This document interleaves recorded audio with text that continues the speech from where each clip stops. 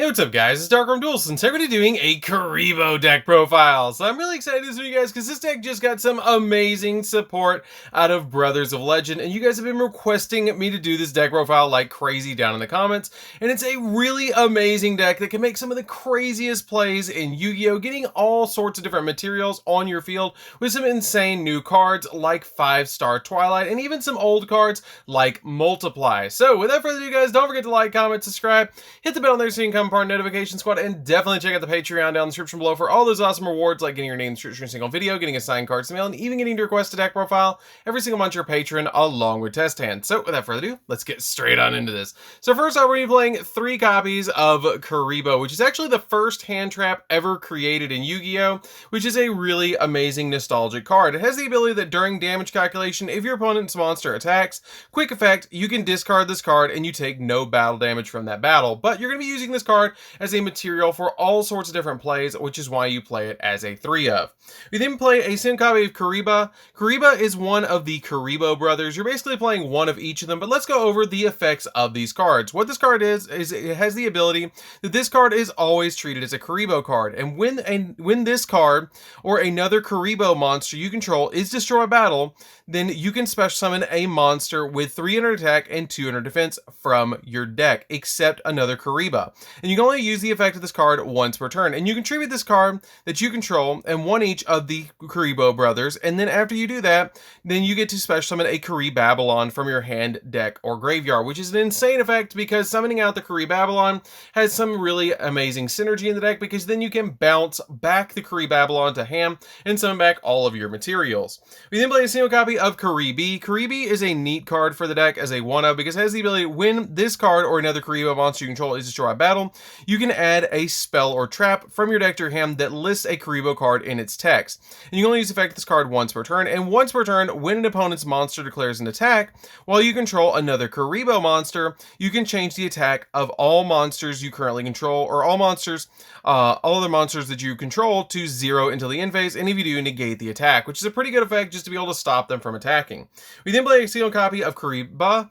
Kuriboh is really good as well because it has the ability that you can quick effect, discard this card, target a Kuriboh monster that you control, and it gains 1500 attack, and you contribute this card and you control and one each of the Kuriboh brothers, and then you get to immediately after this card resolves, special summon or add a Kuriboh bandit from your deck or graveyard to your hand. Then you can normal summon a fiend monster from your hand, which is pretty good, but we don't play Kuriboh bandit in this particular build.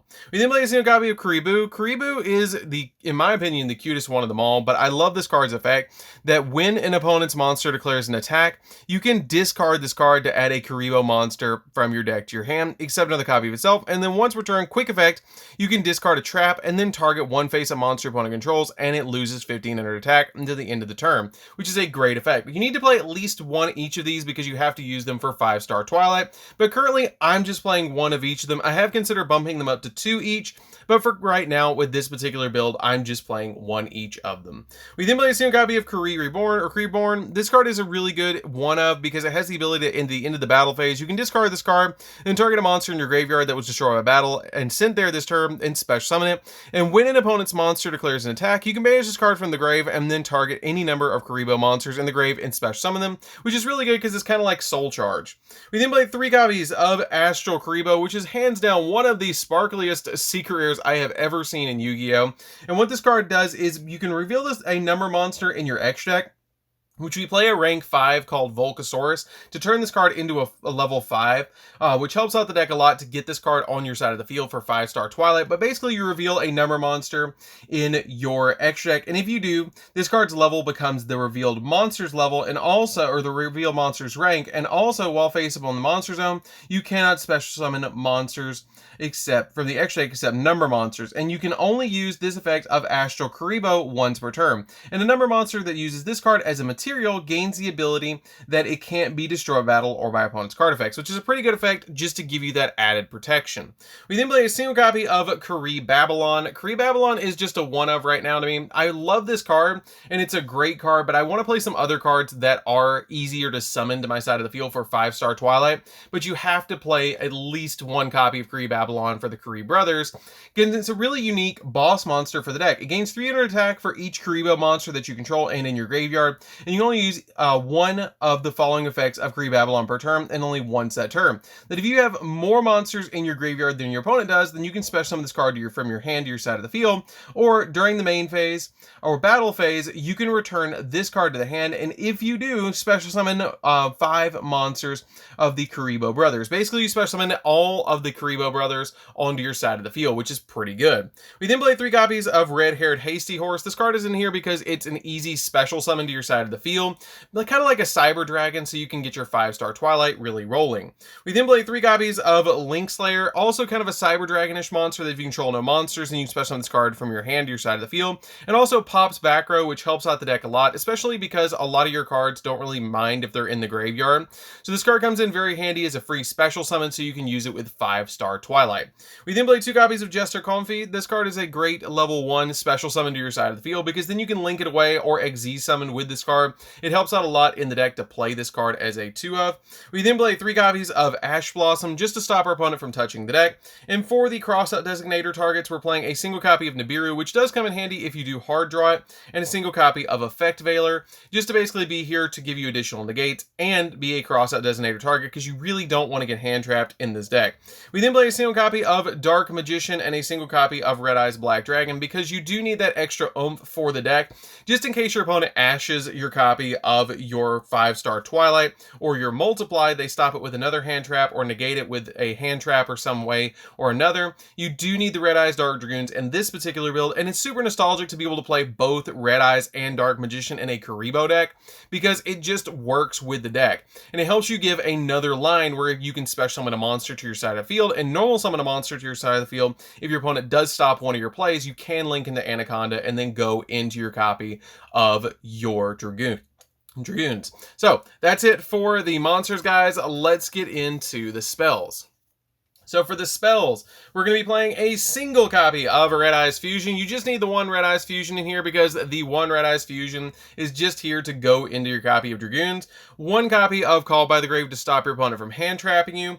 3 copies of Crossout Designator. This card helps out a lot to be able to stop your opponent from hand trapping you, because if they drop an Ash when you drop your copy of your 5-star Twilight, you are going to stop the play where you're going to be able to go in for all your Kuriboh brothers, which is super helpful to be able to do. We then play 2 copies of the Flute of Summoning Kuriboh. I like 2 copies of this card in the deck because it helps you special summon a Kuriboh to your side of the field. I really want to make room for a 3rd one, but usually as I'm playing the deck, I run out of Kuribohs in the deck, so I do just play the 2 copies of this card in this particular build.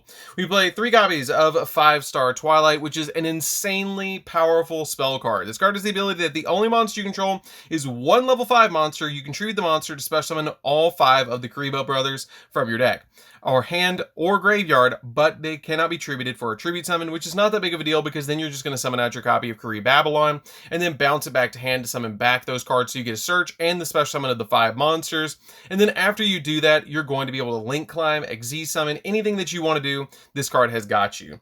We then play 3 copies of Multiply, because I'm playing kind of a link-based build for this deck, and Multiply is just ridiculously good. If you open up this plus a Kuriboh or a Flute of Summoning Kuribohs, you're going to summon out a Link 4, or even go into like multiple Link 2s and a Link 1, which is just super helpful to do, because all you have to do is tribute a Kuriboh to special summon as many Kuriboh tokens to your side of the field as possible that are level 1, 300 attack, 200 defense to your side of the field, but they can't be tributed for a tribute summon, which is totally fine, because we're just going to summon them to our side of the field and go in for all those plays, and it's super nostalgic to be able to play Multiply in this deck. So that's it for the spells. Let's get into the single trap that we're playing in this deck, and it is a single copy of Infinite Impermanence. The reason I'm playing just 1 Infinite Impermanence is because it is a crossout designator target, which is why I play this card as a 1 of in here, because it helps out a lot to use it with the crossout designator, because we're trying to stop our opponent from hand trapping us with some of the most used hand traps in the game currently, which is the copies of the Infinite Impermanence, the copies of Ash, Nibiru. You can even stop Nibirus with this, or not Nibiru, but you can stop your copies of Ash Blossom, and you can even stop your copies of Effect Veiler. These are the really big ones that I felt like I needed to stop the most with the copies of the Crossout Designator or Call by the Graves for some of them, and it just helps out a lot to play this particular lineup in this particular deck, because it's going to stop the most amount of hand traps with trying to go in for your 5-star Twilight. So That's it for the main deck, guys. Let's get into the extra deck.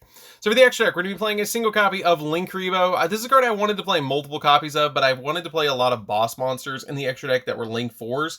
So I just played a single copy of this card. Basically, you link away any of your Kuriboh monsters that are level 1s to summon this card, or any level 1 in the game to summon this card, and it protects you from being destroyed by battle, because it has the ability that when an opponent's monster declares an attack, you can tribute this card and change the opponent's monster's attack to 0, and you can also tribute a level 1 monster, quick effect, to special summon this card back from the graveyard, which is pretty good.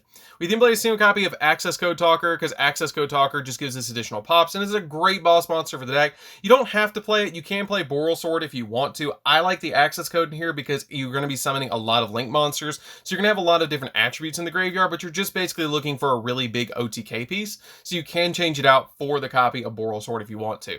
We then play a single copy of Appaloosa. Appaloosa is just great for negates, for negating monster effects, so I play this card as a one of in here. We play a single copy of Mekk-Knight Crusadia Avermax. Avermax is a great card in this deck, especially if you use IP Masquerena to summon this card, because it's just going to give you an insanely powerful boss monster, which is why I say the Access Code Talker is great in the deck, but it's not necessary if you don't want to play it. We then play a single copy of Unicorn to spin stuff, one copy of Phoenix to pop spells and traps, which helps out a lot to be able to just out a lot of different cards in this deck. One copy of IP Masquerena so we can link summon during our opponent's turn, because they come in very handy to link summon during your opponent's turn. A single copy of Verte Anaconda so you can go into your copy of Dragoons, and a Link Spider for the multiply tokens, which helps out a lot in this deck to use the Link Spider for those multiply tokens. One copy of AA Zeus, because this card is an insanely powerful boss monster for the deck as well, because it can clean an entire board. Downer Magician so we can give that AA Zeus additional materials. One copy of Robin. Robin is really good for the Leerloose cards, because this card has the ability that gains 500 attack for each material attached to it. And if your opponent special summons a monster, then you can detach a material from this card and then target one of those special summon monsters and return it to the hand, which is really good to basically have a walking compulse. One copy of a symboled Nightingale. Nightingale can attack directly and is the main way that I'm making Zeus in this deck, because you're going to summon this card, attack directly, then summon Downard, and then after you do that, you can use the copy of AA Zeus, which is pretty helpful. One copy of number 61, you can make it, but it's kind of weird to make it.